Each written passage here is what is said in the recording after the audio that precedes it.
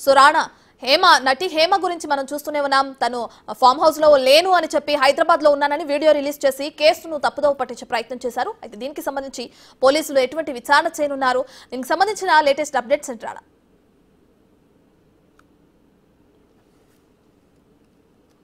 పార్టీలో పాల్గొన్నటువంటి 101 మందిలో హేమ కూడా ఉంది. దాంతోపాటు కొంతమంది మోడల్స్ ఉన్నారు.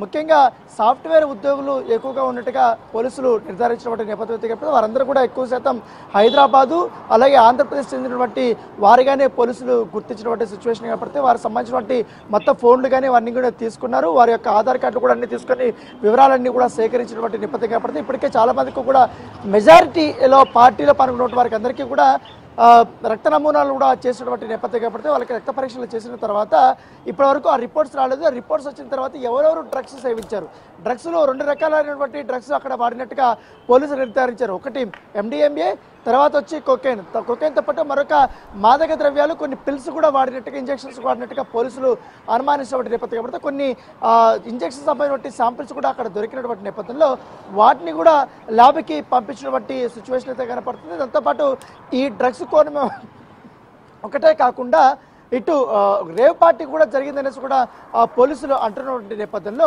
రేవ్ పార్టీలో పాల్గొన్నటువంటి ఎవరు, ఎందుకంటే 101 మందిలో కూడా చాలామంది కొంతమంది రెగ్యులర్ ఏదైతే బర్త్డే పార్టీలో ఉన్నటువంటి వారు మాత్రమే ఒక సెక్షన్లో ఉన్నారు, మరో సెక్షన్లో డ్రగ్స్ పార్టీలో ఉన్నారు, మరో సెక్షన్ ఆఫ్ పీపుల్ వచ్చి ప్రైవేట్గా ఈ రేవ్ పార్టీ చేస్తున్నట్టుగా మనకు సమాచారం అవుతుంది.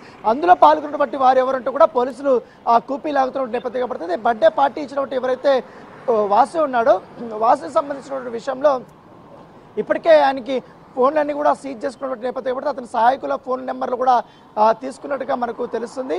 ఆ ఫోన్ నెంబర్లు తీసుకొని వీరు ఎవరెవరికి ఫోన్ పంపించారు, ఇన్విటేషన్స్ పంపించారు, ఈ పార్టీకి పాల్గొన్నటువంటి వారెవరు, నటి హేమ పాత్ర ఏంటి, నటి హేమ ఒక్కటే వచ్చిందా లేకపోతే ఆమె ఇంకా కొంతమందిని ఏమైనా ఈ పార్టీకి తీసుకొచ్చిందా అనే దానిపై కూడా పోలీసులు కొన్ని వివరాలు అయితే తీసుకున్నట్టుగా మనకు సమాచారం అవుతుంది. అయితే హేమ నిన్న చేసినటువంటి ఈ యొక్క ఏదైతే మ్యానిపులేషన్ ఏదైతే ఉందో దానిపైన పోలీసులు చాలా సీరియస్ అయినట్టుగా మనకు సమాచారం అవుతుంది.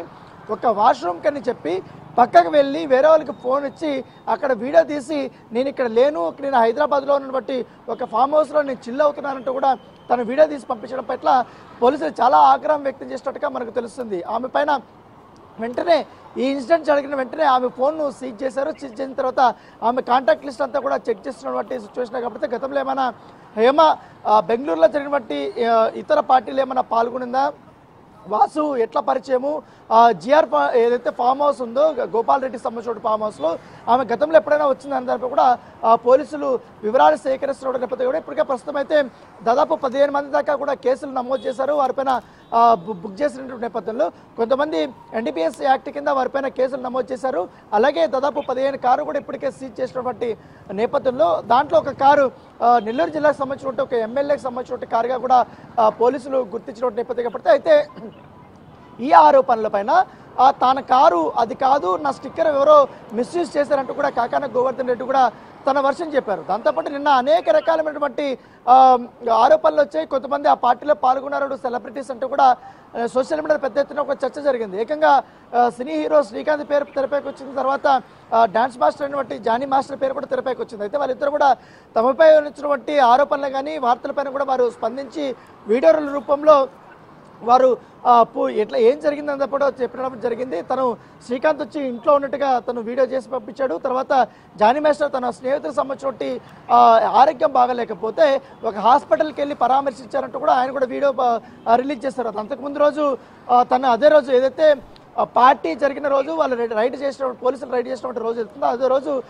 డైరెక్టర్స్ సంబంధించినటువంటి ఈవెంట్స్లో నేను పాల్గొన్నట్టు కూడా ఆయన తన వివరణ ఇచ్చినటువంటి నేపథ్యం కాబట్టి దీన్ని పొలిటికలైజ్ చేస్తూ కొంతమంది నా పైన దుష్ప్రచారం చేస్తున్నారంటూ కూడా జానీ మాస్టరు ఆయన ఆగ్రహం వ్యక్తం చేయడం జరిగింది. ఒక పార్టీ కావాలనే తన ఉన్నట్టు క్రియేట్ చేస్తారంటూ కూడా ఆయన వివరణ ఇచ్చినటువంటి సిచ్యువేషన్ అయితే కాబట్టి ఏమైనా కూడా కానీ ఈ డ్రగ్స్ కేసు రేవ్ పార్టీ అనేక కీలకమైనటువంటి మలుపులు తిరగబోతుంది.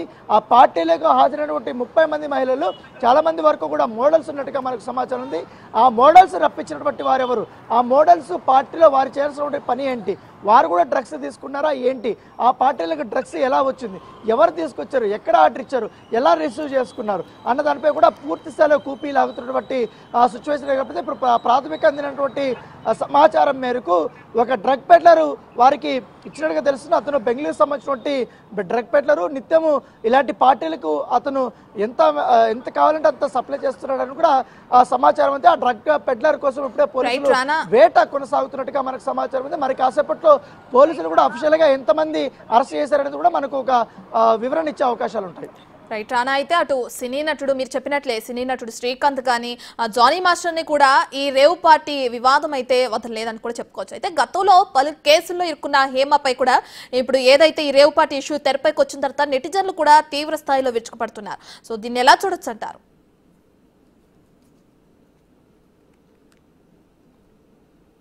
కేవలం హేమ ఒక హైదరాబాద్లో చాలా వరకు కూడా పార్టీలో నిత్యం ఆమె పాల్గొంటుంటారు. కానీ బెంగళూరులో ఒక గోపాల్ రెడ్డికి సంబంధించిన ఫామ్ హౌస్లో ఆమెకు ఇన్విటేషన్ ఇచ్చినటువంటి వారు ఎవరు? ఎందుకంటే అక్కడ ఉన్నటువంటి పెద్ద అందరూ కూడా ఆ పార్టీ ఇచ్చిన వారు కానీ మిగతా వాళ్ళందరూ కూడా సినిమా ఇండస్ట్రీకి పెద్దగా పరిచయం లేనటువంటి వారుగా పోలీసులు చెప్తున్నటువంటి నేపథ్యంలో హేమ ఈ పార్టీకి ఎలా వెళ్ళింది, గతంలో కూడా ఎన్ని పార్టీలకి హాజరైంది అనేది కూడా వారు వివరాలు సేకరిస్తున్నారు. దానితో పాటు ఆ పార్టీలో ఆమె ఏం చేసింది, ముఖ్యంగా కేవలం హాజరై వచ్చేసిందా లేకపోతే ఏంటి అక్కడ ఆమె యాక్టివిటీ ఏంటి అనేది కూడా ఆ పోలీసులు వివరాలు అడిగి తెలుసుకుంటున్నటువంటి సిచ్యువేషన్. కాకపోతే మహిళల యొక్క ఇప్పటికే వారు పూర్తి డీటెయిల్స్ అన్ని కూడా తీసుకున్నారు.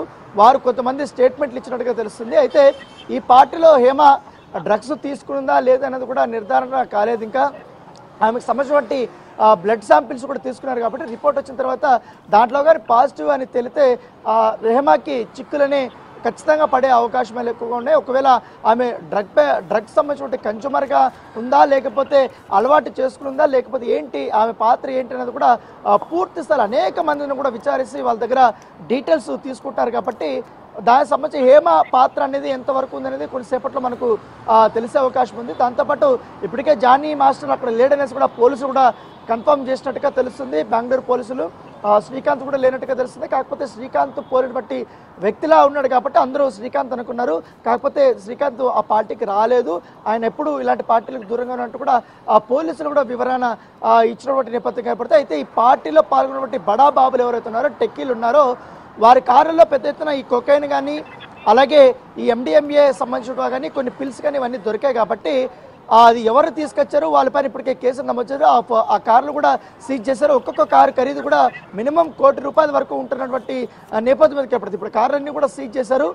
ఫర్దర్గా ఇన్వెస్టిగేషన్ అయితే చాలా కీలక మలుపులు తిరిగే అవకాశం ఉన్నట్టుగా ఇవాళ మధ్యాహ్నం వరకు కూడా ఎంతమంది దీంట్లో ఇన్వాల్వ్ అయినారని కూడా ఒక క్లారిటీ వచ్చే అవకాశాలు ఉన్నారట. రైట్ రానా, అయితే సీజ్ చేసిన కార్లు కానీ ఎవరైతే అరెస్ట్ అయ్యారో వీళ్ళంతా ఇప్పుడు ప్రస్తుతం బెంగళూరు పోలీసులు అదుపులోనే ఉన్నారా? అంటే దీనికి సంబంధించిన డీటెయిల్స్ అంటే మీరు చెప్పినట్లుగానే మధ్యాహ్నం కల్లా ఎంతమంది ఉన్నారు, ఎంతమంది ఆ డ్రగ్స్ ని వాడారు, ఈ డీటెయిల్స్ అన్ని మధ్యాహ్నం లోపు తెలుస్తాయంటారా?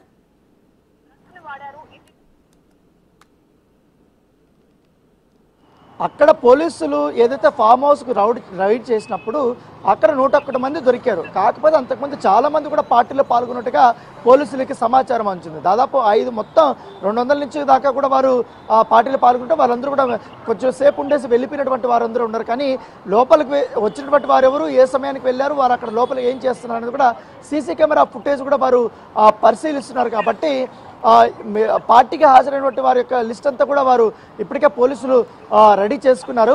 వారికి ఫోన్ చేసి వారు పిలిపించి విచారణ చేస్తున్నటువంటి నేపథ్యం అయితే కనపడుతుంది. ఈ నేపథ్యంలో ఇక్కడ వారు మెయిన్గా ప్రధానంగా ఫోకస్ చేసింది మాత్రం పోలీసులు డ్రగ్ పార్టీలో పాల్గొన్న వారు, రేవ్ పార్టీలో పాల్గొన్న వారు ఎంతమంది, డ్రగ్స్ తీసుకున్న వారు ఎవరు, డ్రగ్స్ తెచ్చిన వారు ఎవరు అన్న దానిపై కూడా వారు ఇన్వెస్టిగేషన్ చేస్తున్నారు. పైగా పర్మిషన్ లేకుండా కూడా ఈ పార్టీ నిర్వహించారు కాబట్టి దాని మీద కూడా కేసు నమోదు చేశారు. దాంతోపాటు సమయం మించిపోయినా కూడా పార్టీ జరుగుతుంది. దాదాపు 24 గంటల పాటు ఆ పార్టీ జరిగిందని పోలీసులు చెప్తున్నారు. ఎందుకంటే ఉదయం స్టార్ట్ చేస్తే మరొక ఉదయం వరకు కూడా అది జరుగుతూనే ఉంది. ఒక ఈవెంట్ ఇట్లాంటి నిర్వహించాలంటే ఖచ్చితంగా 50 లక్షల నుంచి ₹1 కోటి వరకు అవకాశం ఉంటుంది. పైగా ఈ పార్టీ కూడా అదే కోవలకు చెందింది. కనీసం అట్లీస్ట్ తక్కువలో తక్కువ వేసుకున్న ₹30 లక్షల వరకు కూడా ఖర్చు అవుతుంది అనేది కూడా వారు చెప్తున్నటువంటి నేపథ్యం ఏర్పడుతుంది. అయితే అక్కడ ఈవెంట్ మేనేజర్తో పాటు ఈవెంట్ నిర్వాహకుడు వీళ్ళందరినీ కూడా అదేగా ఫామ్ హౌస్ సంబంధించినటువంటి వారిని కూడా ఇప్పటికే పోలీసులు అదుపులోకి తీసుకుని అరెస్ట్ చేశారు. వారి నుంచి కూడా వివరాలు సేకరిస్తున్నారు. సీసీ కెమెరాకి సంబంధించినటువంటి హార్డ్ డిస్కులు కూడా వారు స్వాధీనం చేసుకున్నారు. కాబట్టి ఆర్టిస్టులంతా కూడా వారు చెక్ చేస్తున్నారు. దాంట్లో ఫేస్ ఐడెంటిఫై చేసిన తర్వాత కొంతమంది ప్రముఖులు ఉన్నట్టుగా మన సమాచారంతో వారికి కూడా నోటీసులు పంపించి విచారణకైతే పిలిపించే అవకాశాలు